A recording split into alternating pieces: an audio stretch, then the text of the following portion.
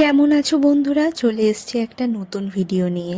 পেঁয়াজটাকে কাটতে কাটতে তোমাদেরকে বলি যে আজকে আমি কি বানাবো। সন্ধেবেলা আর আমার খিদে পেয়ে গেছে, তো নতুন নতুন কিছু না কিছু তো বানাই।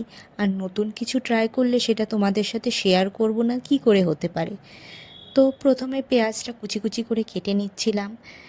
এই নিচে মানে নিচে বলতে টেবিলের ওপরে কাটলে না ওই চাকুর দাগ পড়ে যায়, তাই আমার মা আমাকে এই প্লেটটা দিয়েছিল কাটার জন্য, কিন্তু প্লেটটা দিয়ে কাটতে পারছিলাম না।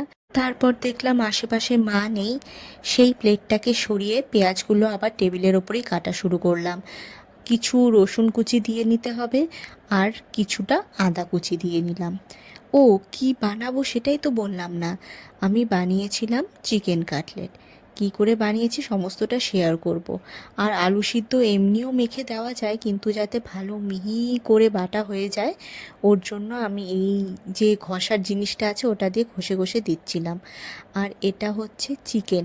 চিকেন কিমাটাকে আমি মিক্সারের মধ্যে আরও বেশি পেস্ট করে নিয়েছি যাতে মাখতে সুবিধা হয়। ওর মধ্যে কাঁচা লঙ্কা আর একটুখানি চিনি দিয়ে নিয়েছিলাম। পরে একটু লবণ দিয়ে ভালো মতো মিশিয়ে নিয়েছি।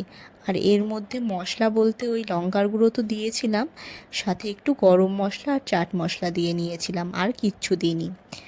আর এই যে দেখছো কর্নফ্লেক্সটা, এই কর্নফ্লেক্সটা অনেক দিন ধরে পড়েছিল, নর্মালি খাওয়া হয় না, তাই ভাবলাম চিকেন কাটলেটের ওপরে যে ক্রিস্পি জিনিসটা থাকে তো ওটার দিয়েই আমি মানে ওটার জন্যই কর্নটাকে ইউজ করব।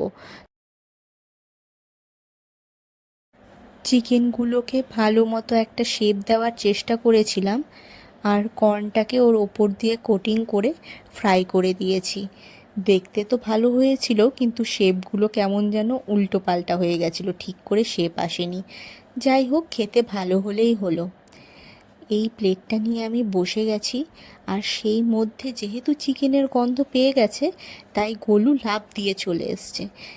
যাক, ওকে ইগনোর করো, আমি দেখাচ্ছি কেমন হয়েছে। আগে খেয়ে দেখলাম।